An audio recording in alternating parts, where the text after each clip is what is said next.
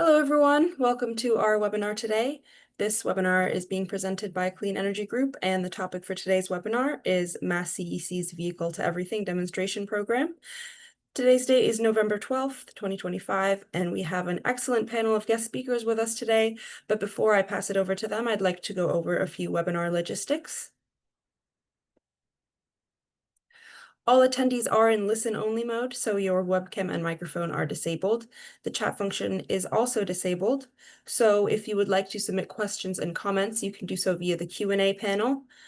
We will be saving about 15 minutes at the end of the presentations to address audience questions, so do submit your questions whenever you think of them, and then we'll get to them at the end. Automated captions are also available. Speaker bios will be sent in the chat as the speakers are being introduced. And finally, this webinar is being recorded. We will email you a webinar recording and slides within 48 hours, and it will also be posted on CEG's website at cleanegroup.org/webinars. And with that, I'd like to pass it over to our host for today, my colleague Olivia Tim. Thank you, Zareen, and welcome everyone again to this webinar.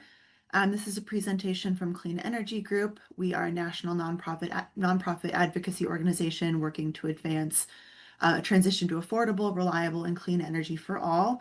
A few of our project areas here include climate resilience and community health, distributed energy access and equity, energy storage and flexible demand, and how we can replace fossil fuels with renewables. And I would encourage everyone to go to our website to learn more about this work, and that's cleanegroup.org, and check out the project tabs. One project to highlight just briefly is our Resilient Power Project. And Clean Energy Group established this project over a decade ago to support communities that are advancing solar and storage projects to build local resilience. Through this work, Clean Energy Group provides the technical assistance support for local resilience. And if you're interested in learning more, please visit our website listed on this slide or reach out to us directly. I think there might be one more slide here just to highlight some of our work. Over the last 10 years, Clean Energy Group has been able to award over $2 million in technical assistance grants, worked with over 200 community service partners, and 360 community facilities. So again, please check out that information on our website. And moving on to the topic of today's webinar, we are going to be focusing on the Massachusetts Clean Energy Center's Vehicle to Everything demonstration program. This program provides funding to residential, commercial, and school district applicants to install bi-directional EV chargers. So today we have a bunch of great speakers.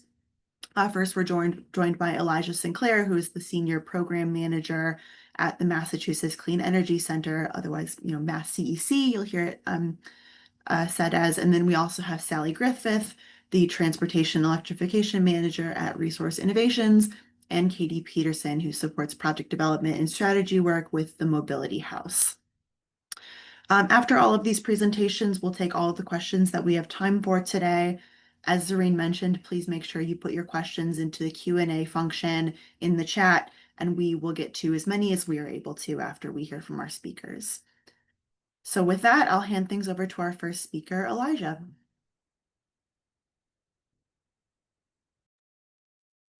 Thank you so much, Olivia.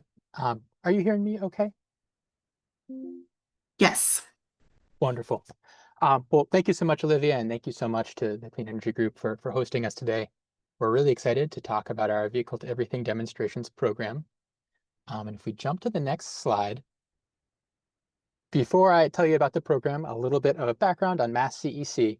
So MassCEC, we're a quasi-state economic development agency, and our goal is to support the clean energy economy in Massachusetts and reduce greenhouse gas emissions. We have 4 focus areas where we run different types of programming, which you see here. I work on the Accelerating Decarbonization team specifically, where I focus on clean transportation technologies. What we really try and do is tackle barriers that prevent the widespread use of clean energy and climate technology. So we're running innovative programs to help increase the speed or the way that those technologies are adopted.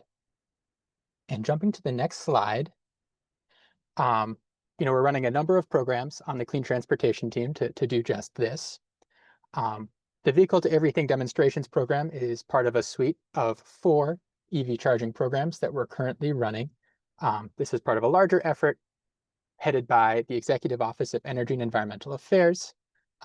They're leading an effort called EVIC, the Electric Vehicle Infrastructure Coordinating Council, to figure out how we can create a reliable and accessible EV charging network in Massachusetts. So these 4 programs you see here are 4 areas we identified that could really speed up the deployment of that reliable and accessible charging network in Massachusetts. And again, we're focusing on the Vehicle to Everything demonstrations program today. Next slide, perfect. So what are we doing for this program? So MassCEC, we made a grant to the Resource Innovations team, the wonderful team you see on the right here, to deploy V2X charging systems across the state between 2025 and 2026. And this is federal ARPA funding, so we do need to spend it before the end of 2026, which is why we're on such a tight timeline for this program. What we're doing is we're deploying approximately 80 bi-directional systems across vehicle classes and use cases across the residential, commercial, and school bus vehicle sectors and use cases. And with that, I'll hand it to Sally to tell you a bit more about how it's going. So thank you, Sally. Thanks, Elijah. So in terms of where we are with this program right now, we have accepted applications, we've reached out to awardees, and we've begun we've completed the site walks, and we're in the process of wrapping up the designs for the various systems. Installations have begun. We've got a couple of schools that are currently underway, and our first residential system has also almost finished its installation. As well as the installation, we're also going to be really focusing in on lessons learned. So with the data we get from this, we're going to be getting as much information as we can. And at the end of this is going to be provided in a public-facing V2X guidebook as the final deliverable. A little bit more on what the awardees in this program get. So they get everything that is needed essentially to install a V2X charger at either their residence, their school, or in some cases at their business. So that includes the design, any interactions with the municipality for AHJ work, and anything to do with interconnection, anything that's required to upgrade the electrical system within reason to allow this to happen. And then the software when it's being run, as well as the chargers themselves and the installation itself. So in return for this, what we're asking is that the awardees provide us the data directly from their chargers so that we're able to see how they're actually used in a practical sense, as well as information from them on how it is for them to be part of this program. The other thing that awardees will be doing is, where it's possible, they will be enrolled in relevant utility incentive programs. In Massachusetts, primarily Connected Solutions is the one that we'll be focused on, because that one is essentially a demand response program that allows for the V2X chargers to be participating. And then just briefly at the timeline, we are almost halfway through, as you can see. So we're focusing right now on installation, looking forward to getting some data in, and we'll be finalizing this in November of 2026. All right, so before we dive in a little bit further to the program, I want to make sure that we all level set on what V2X is.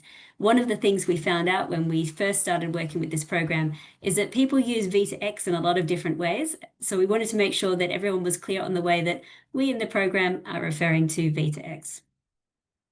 So V2X is enabled because there are some electric vehicles, not all, the newer ones, which are bi-directional capable. So that means that as well as taking electricity from the grid, they're also able to send the stored electricity in their batteries back to either a vehicle, the home, a building, the grid, another vehicle, or to a load. So in the case of this program, we are most interested in those items in blue. We're interested in vehicle to home, vehicle to building, and vehicle to grid. Another distinction we make quite often in this program is off-grid versus on-grid, islanded versus grid parallel. So when you're thinking about off-grid, probably the most common thing people would think about is there's a power outage. You might, if you've got a bi-directional vehicle, it's possible for that bidirectional vehicle to power some of the load in your home. Let's say keep your fridge running, for example, using the energy stored in its battery. So in this case, the vehicle would be charging your home, but the grid would not be interacting with your home in any way during that period. Similarly, vehicle to load is another one where you're not connected to the grid at all. You're maybe out with your vehicle, and then you plug something into your vehicle and use the vehicle's battery to power whatever it is that you've brought along. This program is most interested, though, in the on-grid, in the grid parallel use cases, because that's an area that hasn't been explored as much in Massachusetts. So that can be vehicle to grid directly, and it can also be vehicle to building, grid parallel vehicle to building. So the grid is operating, and at the same time, the bidirectional vehicle is discharging electricity back either to the building or directly into the grid. So an example here that we could use is in Massachusetts, the peak times are typically on very hot days. So it's a summer day, it's towards the afternoon, everyone's air conditioners are cranking, people are coming home. And this is a time when in Massachusetts we have demand response events. So the utility sends out a signal to various players in Massachusetts saying, please reduce your energy load. This is a chance for bidirectional vehicles to then discharge their stored energy back to either offset the load of the home or the building that they're connected with, or to go directly into the grid. So in terms of why you and we care about vehicle to V to X or vehicle to home, vehicle to grid, obviously there's the power, providing power during the grid outage situations, that's important.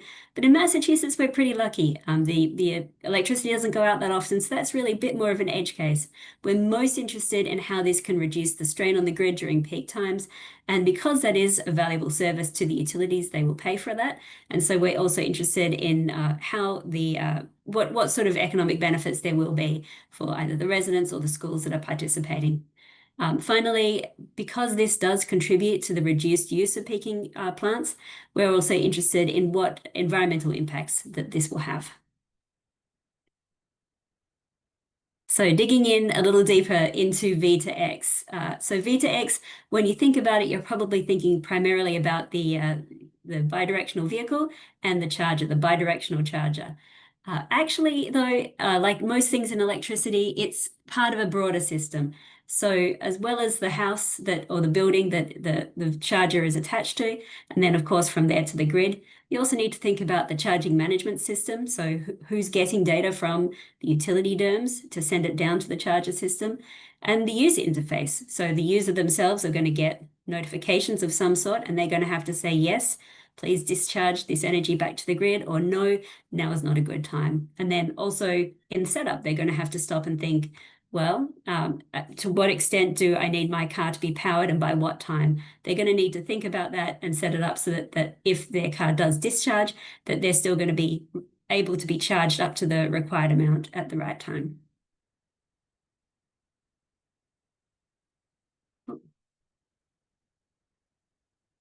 Okay, I'm missing a slide.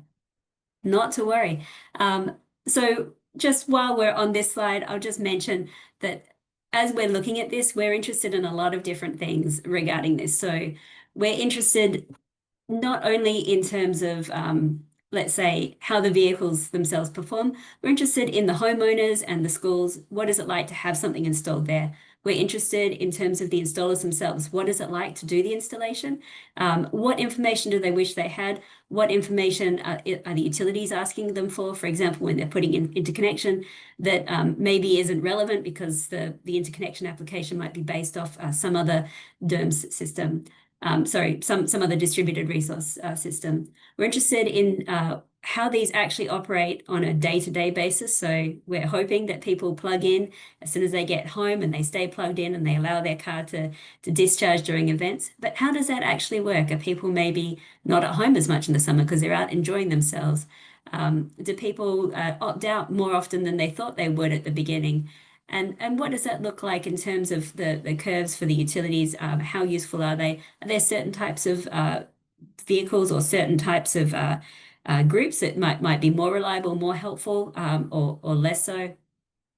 And then in terms of how it is interacting with the charging management system, with the DERMS, what are some things that are working? What are some things that are not working? So we're interested in the whole system and how every single part of the system plays together, and where it's working, and where in the future we might want to make changes to make this easier. So we already have some lessons learned, and I've put them all here. I think to start with the easiest one, plug types. Most of you are very familiar with there's different plug types for electric vehicles in North America. So you probably think first of the CCS. So that used to be the most standard, that's the common plug type in the US. And most electric vehicles have that. And you might be familiar with CHAdeMO. That's the one primarily with the Nissan Leaf right now. And then, of course, we all know about NACS. So that one is the Tesla charger, essentially, and that is now becoming the default charger in North America. So if you're thinking about the different plug types when you're maybe trying to charge your own electric vehicle, that's maybe one thing. But then if you're trying to build a bidirectional charger, what plug type are you going to be using? Are you going to be focusing on the CHAdeMO because there's an awful lot of Nissan Leafs out there? Are you going to be focusing on CCS because that's the most common one right now? Or are you going to be focusing on NACS because that's sort of the newer emerging standard? And we've got in our program both CCS and CHAdeMO plugs right now. Then the question also raises for the participants, well, I've got this vehicle now, what about in the future? Can I use this same charger to do bidirectional charger if I use an adapter? And the answer to that is maybe. It depends on a few different things. That's a very simple example of one of the different parts of the standards and protocols that has interacted with this program, I think, a lot more than we might have thought at the beginning. Another thing that we sort of run into is charging protocols. So the vehicle and the charger are not only exchanging electricity, they're also exchanging data, telling which way to charge, how much to discharge, and so on. One of the common standards, I've put here an ISO standard. All the vehicles, all the chargers are probably built to one ISO standard or another, or some other standards. And you would think that if you've got a charger that's got one standard and a vehicle with the same standard, that they would just work together, plug and play. In reality, currently, that is not the case. So each time a charger wants to interact with another vehicle, they need to do some testing to make sure that it does work as expected and there's not any unexpected bugs. And that even applies for different model years within the same type of vehicle. You need to make sure that each of the model years works as expected with that charger. Just skipping across the standards from the utilities, because that's obviously a requirement, and that's actually something that hasn't caused too many heartaches for us. Billing mechanisms set up by the utilities. Obviously, the electric grid's been around for a long time. Utilities have been trying to incentivize people in the grid to do various things for a very long time. So there's a lot of different programs and billing mechanisms that are already set up. So when you get something new like V2X into that system, there's a question of, well, how does this interact? Are they eligible for this program or that program? If they're on this type of billing rate, can they still be part of it, even if they're also discharging to the grid? Net metering, I think, is probably one that comes to a lot of people's mind, because that's another system that's been set up with a lot of incentives, and it depends by different region as to how that's set up. But essentially, what you're doing is you're discharging electricity back into the grid from your solar panels. You're getting a special rate or special programs based upon that. If you now have another source of electricity that's also discharging from your home into the grid, how can the utility tell where that electricity is coming from, and how can you make sure that you're properly compensating for the solar and not compensating for the vehicle at the same time? So different utilities are sort of addressing this, tackling this in different ways. Another thing to bear in mind, commercial arrangements. So most utilities have some sort of commercial arrangement set up with somebody to manage their DERMS. So that's sending out signals to various charging management systems saying, now's a good time to discharge the assets that you have, or to charge, and so forth. So in this case, there's not necessarily DERMS providers don't necessarily already have V2X as part of their portfolio. So in our case, we've got the mobility house is going to be managing that charging management system, and they're going to be working in some cases with the utility directly, in some cases with the DERMS provider, in order to make sure that they're getting the signals from the utilities to manage our assets. So we're sort of slotting in different ways, but there's not currently a nice, easy path for people to do so, at least in Massachusetts.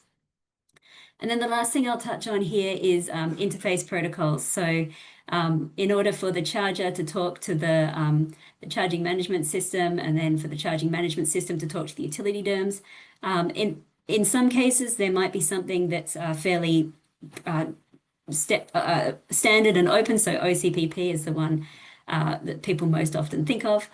And that's, I think, by and large the case when you're looking at chargers designed for school use. So that tends to be easier to get the data from one system to another and to sort of pass that all along.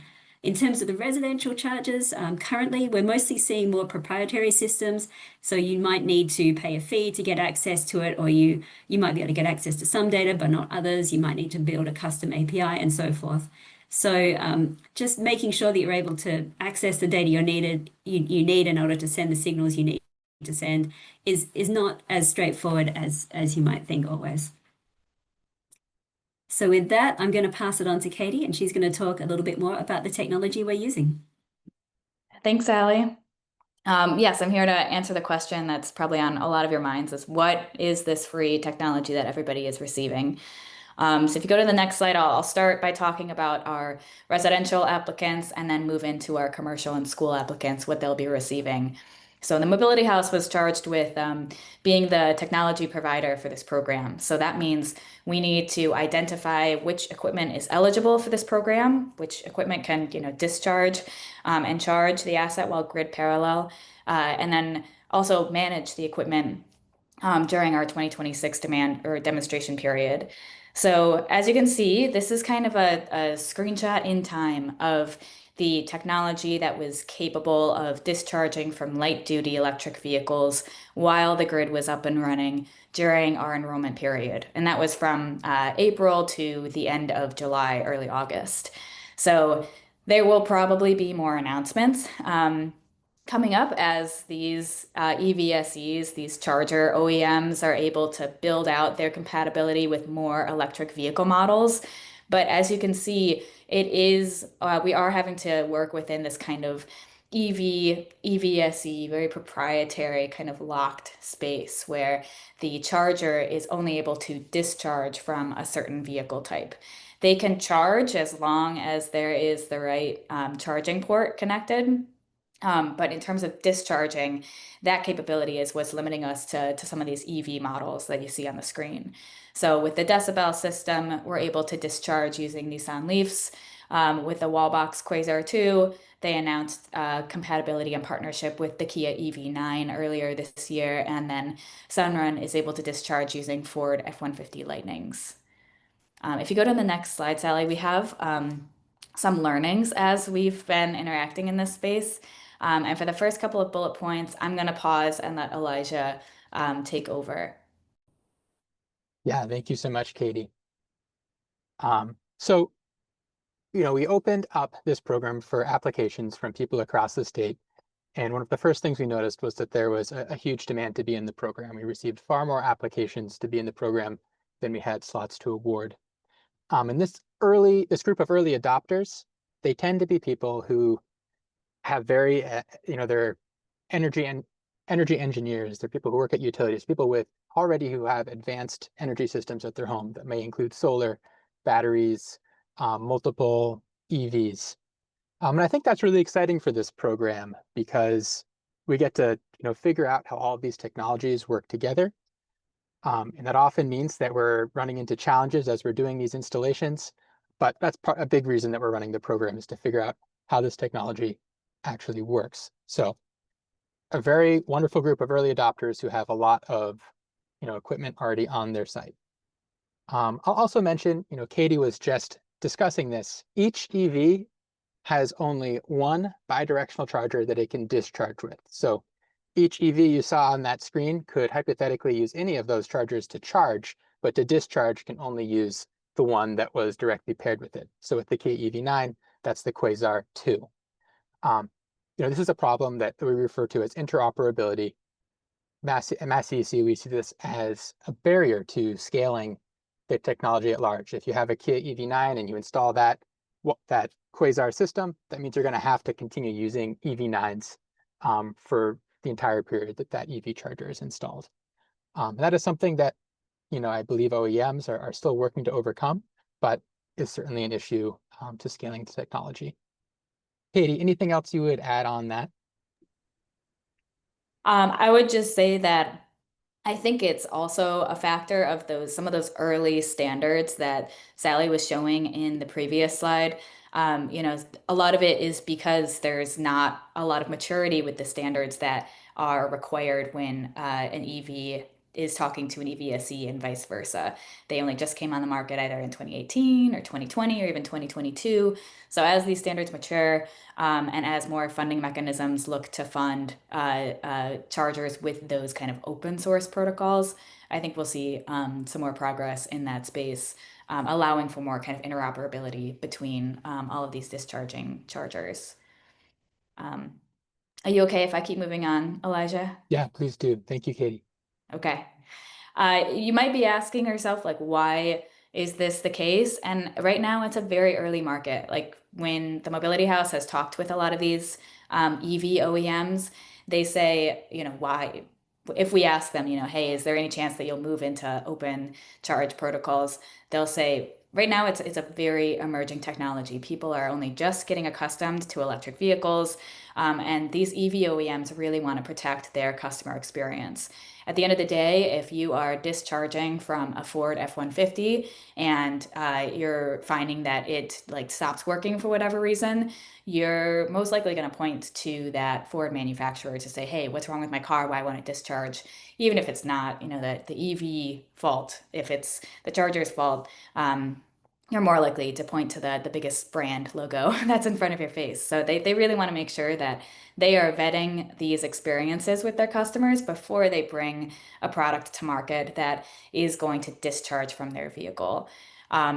So I think that's it's early days in this bi-directional EVSE market. So I think it'll be really interesting to see how all of this progresses as those ISO 15118-20 standard matures, as other funding mechanisms are released that incentivize the use of open standard protocols, and as customers get more familiar with discharging from their vehicle.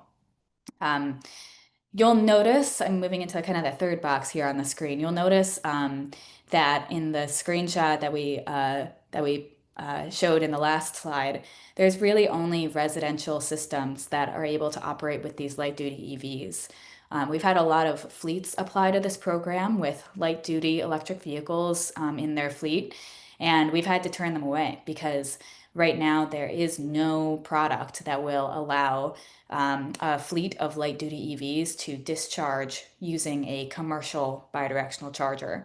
I'll show some of the commercial bi-di chargers that we are working with and incorporating in this program in the next slide. But for right now, our solution for fleets that own light-duty EVs like the Ford F-150 is to provide them with a residential charger for now and say, hey, if you're interested in receiving this technology, we can provide this charger to you.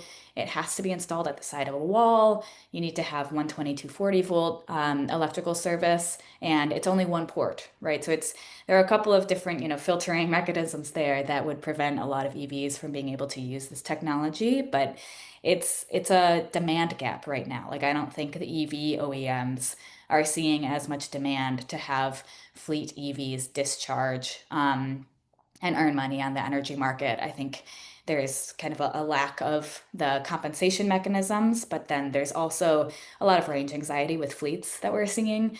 So they just want to make sure that their fleet is charged, period. They don't want to discharge them at this time.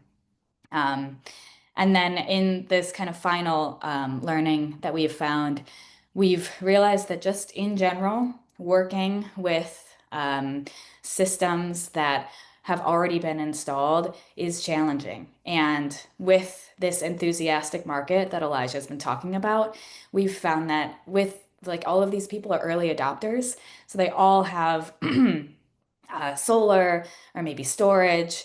Not all of them, I should say, but a vast majority of them do. So figuring out how to install this V2X system with their existing technology that's already there has become quite complex. So we found that if folks own solar and they participate in net metering and get compensated by discharging their solar to the grid, they may be at risk of losing their NEM eligibility because they're installing this V2X system. We're still working with the DPU to understand more about those guidelines, but based on our understanding of the current definitions of an ESS operating with, a solar NEM compensated system, it doesn't seem like there's availability for a V2X system to be present while earning NEM compensation. And then the second bullet there just notes that contractors are also very nervous about playing with the warranty of an existing system. Like if you have a Tesla Powerwall or another battery installed at your home, it can be just something to look out for, is to make sure that you're not going to void anything by installing a system next to it or trying to integrate a system on the same circuit panel. So here's where I'll get into the kind of commercial side of our program. As you can see, there are commercial bidirectional chargers, and these are very much hot off the press. A lot of them received the appropriate certification this year. And they work with a bunch of different electric school buses. As you can see, there's no kind of proprietary grid here. Based on a lot of funding from the IRA, these EVSE providers, these charger manufacturers, were incentivized to incorporate open charge protocols to comply to meet those kind of funding requirements. So as a result, you can kind of mix and match based on the preferences or the needs of the school bus fleet to figure out which kind of charger manufacturer brand you want to go with. And in the next slide, I think we have some more learnings, and I'll pause again and hand off to Elijah for this kind of first box. Yeah, thank you, Katie.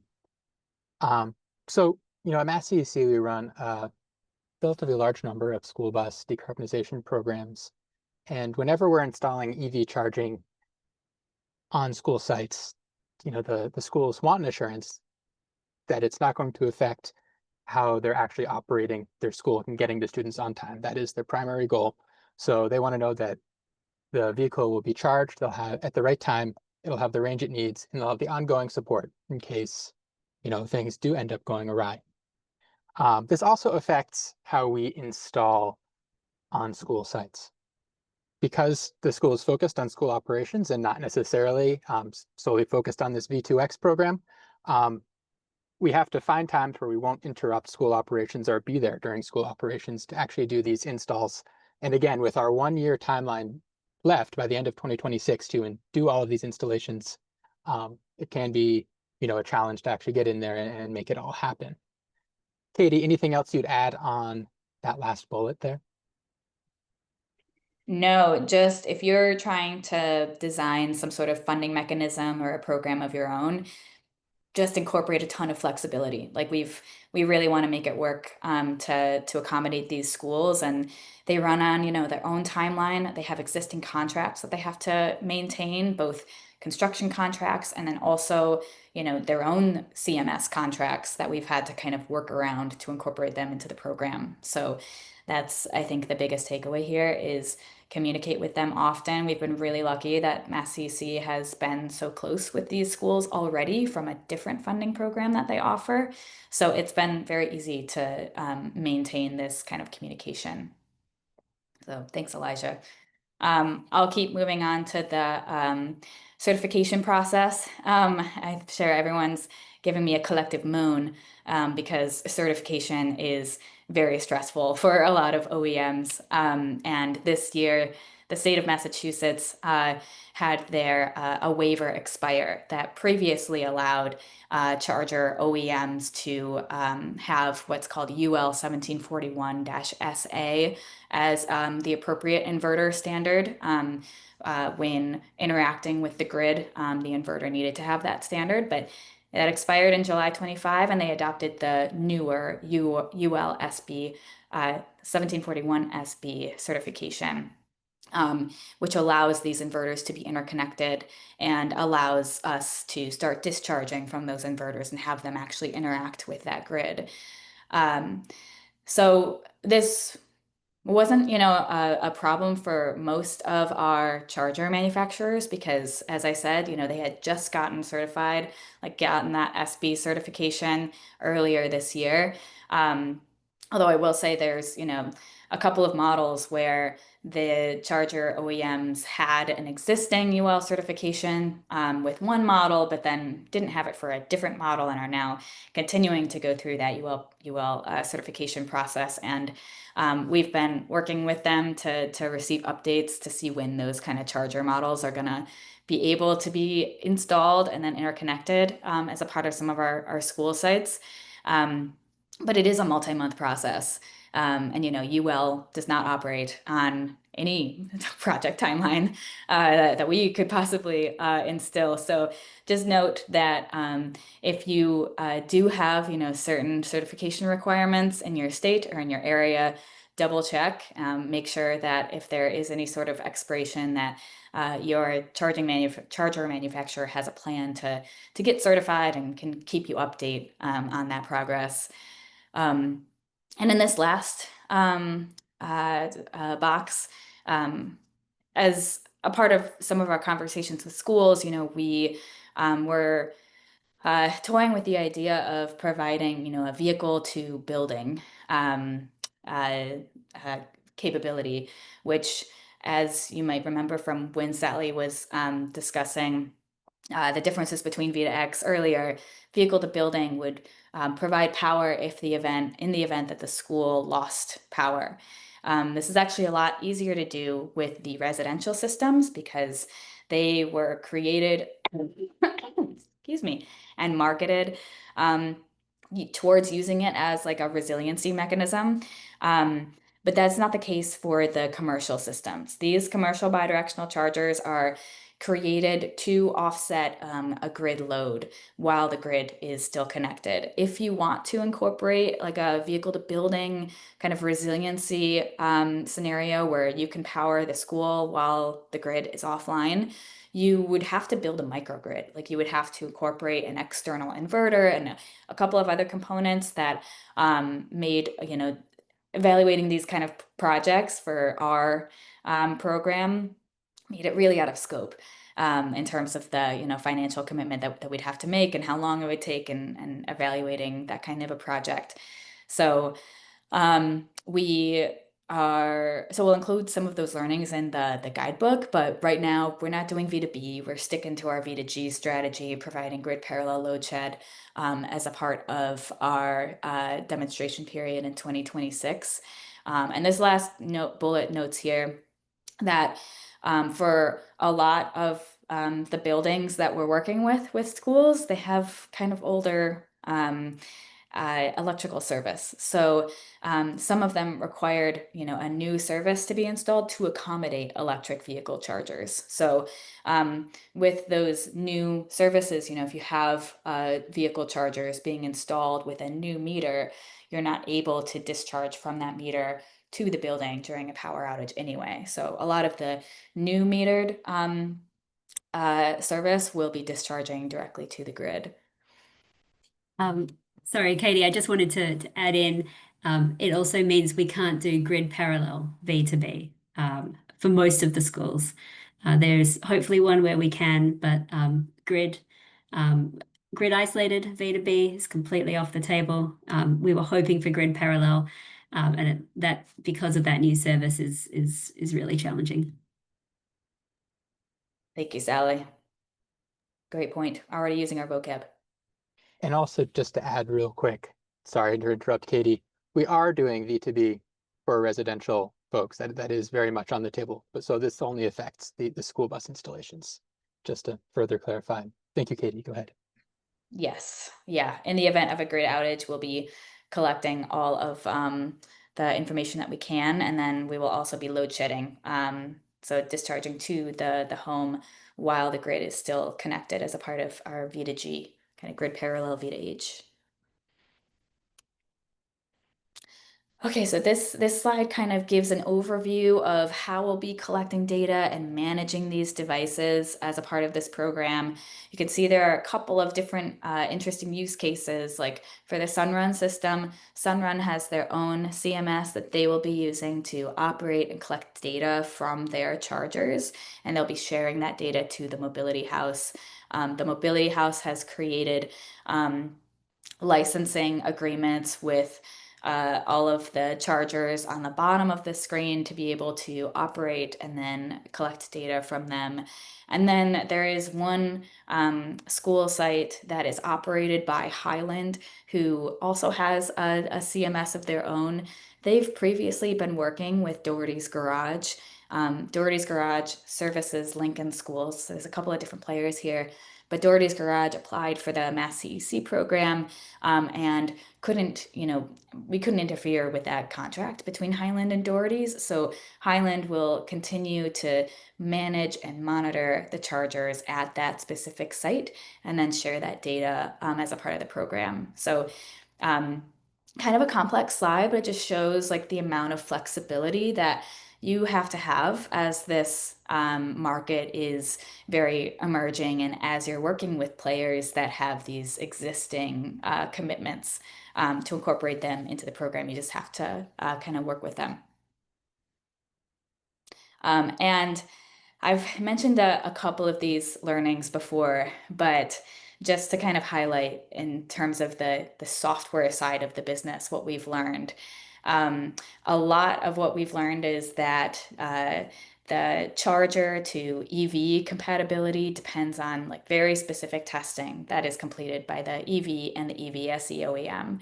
So that's the kind of ISO 15118-20 standard that you would have to test to make sure that your EV can discharge from your EVSE in the light duty space. In the commercial space, that's those OCPP, that Open Charge Protocol. Even if you have that standard in the EVSE, you still have to test that you can discharge from a certain school bus. And as I mentioned on the last slide too, the second bullet discusses that you can have a cloud infrastructure and a cloud platform that is compliant to the Open Charge protocols, but you might still require to receive specific API licensing from some of those light duty EVSE manufacturers who have that proprietary API with the EV OEM. So like for Decibel and with Wallbox, we've paid for and contracted out certain API licensing fees to have access to those chargers.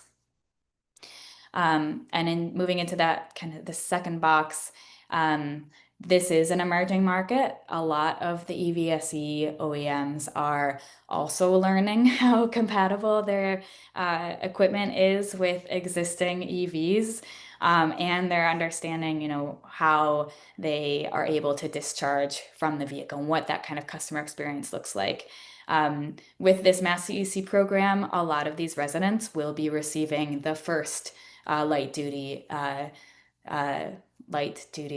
EVs they're receiving the first residential bi-directional chargers that have just come to market this year. So we'll be evaluating the customer experience alongside with them.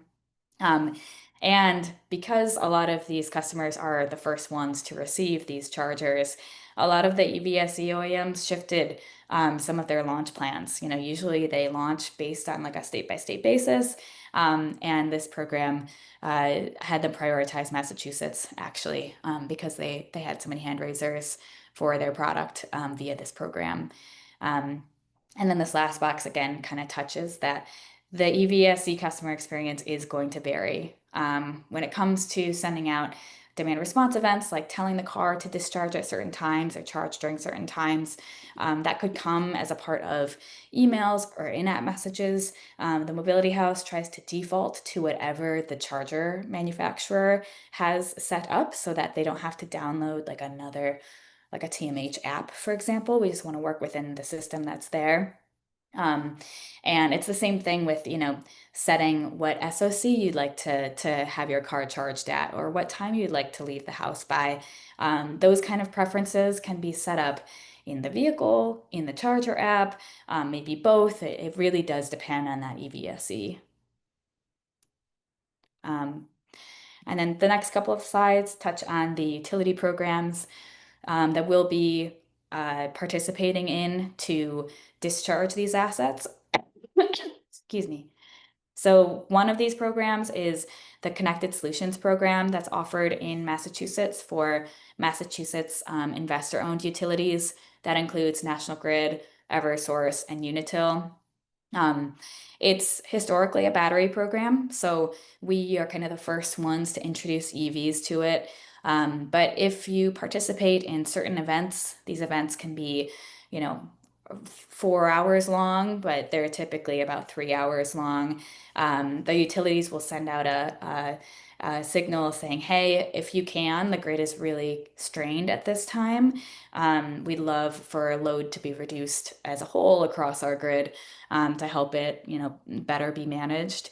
So they'll issue these during the summer months, so from June through September.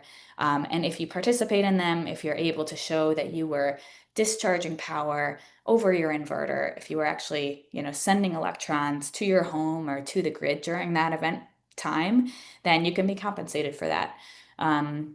Commercial participants earn about $200 per kilowatt that they discharge, and then residents will earn $275 per kilowatt. There are a bunch of small font assumptions there, but I just wanted to note that it's not, 275 times 10 kilowatts of discharge for every event that you can stack on top. It's an average over the season. So a lot of people like to think that with every event they can earn, over $2,000, but it's really an average of your performance over all of the events. So if they issue, 45 of those events and you typically participate in half of them, then you might only earn, 0.5 times 275 times 10 kilowatts discharged. So just noting that, and with Clean Peak Standards, this is another program that we'll be participating in. It's also available to the IOUs. This one's a bit different because compensation is paid out in Clean Peak energy credits that are then monetized by selling them on the market. And this is a year-round program, so you can participate in them throughout the year. And Sally, if you go to the next slide, I can try to wrap up because I know Q&A is coming in about 3 minutes. I mentioned some of this, but V2G compensation is kind of limited to those two programs that I mentioned because there aren't mandatory time of use rates in any of the IOU territories. And I think there's one, voluntary time of use rate in an MLP territory in Massachusetts, but it makes it a little difficult to figure out when the best time is to discharge those assets to earn revenue by discharging. And in the Connected Solutions program, we have been working a lot with the utilities, again, thanks to early and often communication that was spurred on by MassCEC to make sure that these assets can participate in this program, since typically it has been a battery program to date. And I just want to note that we're being very careful to avoid voiding any make-ready funds. Those typically don't cover bi-directional installs. So if they have been awarded but haven't yet been used or proven yet, we have to make sure that we are not interfering with the install of any of those unidirectional chargers, that, they're safe, they're in their own little bubble. And on this other side, we're going to install the bi-directional chargers as a part of this program so that we don't interfere with those make-ready funds from the utilities. I think that was it, so we can jump into Q&A. Thank you to all of our speakers, and I'd like to invite all of our speakers back on camera here. We have a ton of great questions in the chat, so I'll try and get through as many as possible. I wanted to start first with a question that came up early on in the conversation about safety. So are there any safety issues with the heavy use of vehicle batteries within homes, such as battery overheating or fires? And kind of piggybacking off of that, what type of consumer education is provided, or kind of safety guidance for folks that are maybe curious about getting involved in the program? I can take this one. It's definitely high on everybody's priorities, not only within this program, but also within the EVSE OEMs, to make sure that we are not causing any detriment to homes when these are being discharged. We have been keeping an eye out for any like vehicle recalls that would affect the vehicles in this program. Typically, these batteries, especially for residential EVs, they would be discharged at a level 2 rate. So if it is still safe to charge at the level 2 rate, then you can kind of rest assured that it should be okay to discharge. But we are definitely following all of the electrical code standards with our installers, B2Q, that will that have experience installing batteries as well. And there is some customer education provided with the EVSEs that are installed, like just provided with the installation manual, for example. But definitely top of mind. And if you have any more specific questions, we can try to answer them with the EVSE manufacturers. And I'll just add, Katie, correct me if I'm wrong, but all of these vehicles to meet the UL certifications, I believe it's UL, would need to be tested for fire safety in order to be part of this program or be installed in Massachusetts. The chargers have to pass Sorry. that UL standard, but yes, they would have passed that.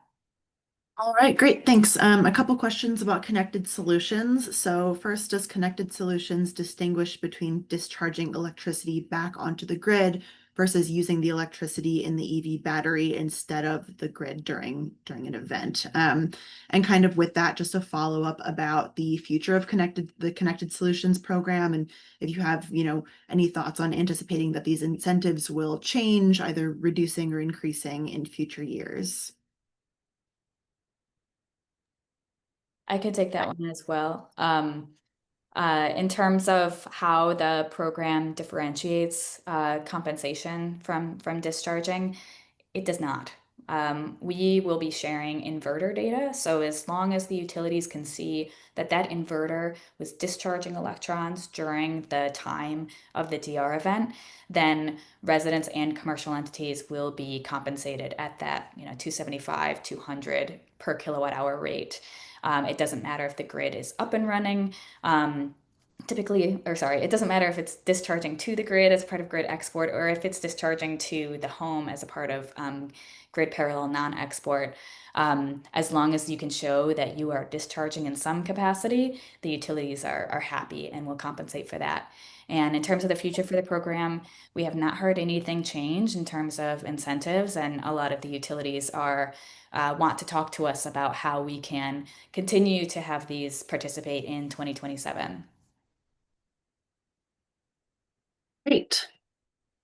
So on a slide, there was a few lists of different compliant vehicles and chargers. So someone was curious if that was a complete list of the UL 1741 standard compliant vehicles and chargers eligible, or where they can access that list. No, it is not a complete list. Great. So one of the things as part of this program is I get questions mostly from people in Massachusetts, but from other places too. And I have been asked that question before. There are some websites where people do aggregate these, but in all of these, I've seen gaps that I know myself are missing. So the best I can say is do a bit of Googling, check a few different websites. But at the moment, I don't know if there is a complete list available. It's changing quite a lot as well as the technology emerges. All right. We had a couple of questions, kind of, similar types of questions about based on the, EV to everything demand analysis with the average home usage. What is it kind of an estimate for a residential customer, the estimate of time a battery could provide electricity in the event of a power outage? So those, resilience benefits. I can jump in on this one. So it'll vary by vehicle type. However, Ford advertises for the Ford F-150 that their vehicle could provide backup power to home for 3 days at normal like energy usage, and as many as 10 days if they were to reduce their energy to like more minimal energy usage.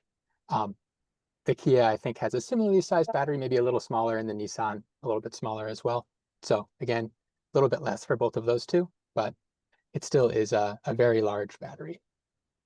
Yeah, 3 days. That's pretty cool. We had a couple of questions also about, vehicle to grid and vehicle to everything charging. Does this type of activity void the warranty on the vehicle or battery? And does this kind of actively reduce the battery's, life cycle, with the increased cycling of use? You go, Katie. This is another really common question. Yeah. In terms of vehicle warranty, it would not void the warranty, but that is why there are like very specific EVs that will work with the EVSEs. So if, somehow you're able to get a Quasar to discharge an F-150, then you're at risk of voiding the vehicle's warranty. But my understanding, it has to be a handshake from the vehicle and from the EVSE to get them both to discharge. In terms of I forgot the other question. Sorry. Sally, help me out. The impact to the battery in terms of the increased cycling. We've gotten this question a lot. Right now, there are a lot of simulated studies. Like there's no comprehensive study of EVA, EVB being discharged and then one not being discharged to be able to show the impact to the battery that vehicle to grid has. However, a lot of the EV OEMs and a lot of these independent studies have been doing this kind of virtual simulations to try to predict in the future how many warranty claims they're going to have, honestly. And a lot of them have found that it's battery aging as opposed to battery cycling that has the most impact. But I will say it's very early days in studying, and one of the recommendations that I think we'll include in the guidebook is to have some sort of national lab or some sort of independent party study this, because it's a bit out of scope for us, given that we'll only have this program running through the end of next year. But definitely a follow-up that we would love to encourage. Great, thank you. Some questions came up about, if there's still room to get involved and apply for either residential or business participation in this program, and then kind of looking at, what the future. I know this is a pilot program, so maybe looking towards, evaluating these lessons learned. What's the future of this program? I'm happy to I take will it. say, Go ahead, Sally. I'll start and I'll hand it to you, Elijah, for the future. So right now, the applications are closed, but I do encourage you, if you're interested, to send an email to the program website. I get like one or two a week. I'm saving them all, and we will be in any future programs. MassCEC will be able to reach out, and indeed in terms of the utilities in Massachusetts. Yeah, and I'll just add, at MassCEC, we're interested in future programs. We're really excited to get the findings from this program first, get the guidebook that Sally mentioned we'll be creating as part of this program, and then figure out what the next steps, make sure that next program is actually necessary before we run it. So we're interested, and we appreciate, please reach out if you're interested in being part of a future program. We're glad to keep you in the loop if that ends up happening. All right, great. Well, I think we might leave it at there. I've got tons and tons of questions coming in. So again, thank you for all of those.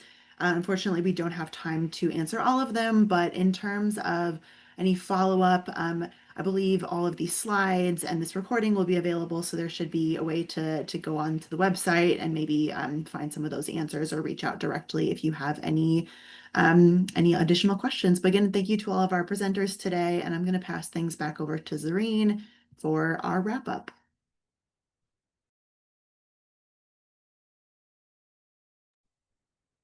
Thank you again, everyone, for attending. Just a second, I'll pull up a list of our upcoming webinars. If you'd like to register for any of these, you can go to cleanegroup.org/webinars. We have an upcoming webinar on November 18th, which is a community-focused webinar on battery energy storage systems in Massachusetts, benefits and safety considerations. And we have a webinar on December 4th on offshore wind community engagement. So again, go to cleanegroup.org/webinars to register for either of those. And once again, this webinar has been recorded, and you will receive the webinar slides and recording in an email 24 to 48 hours after this webinar.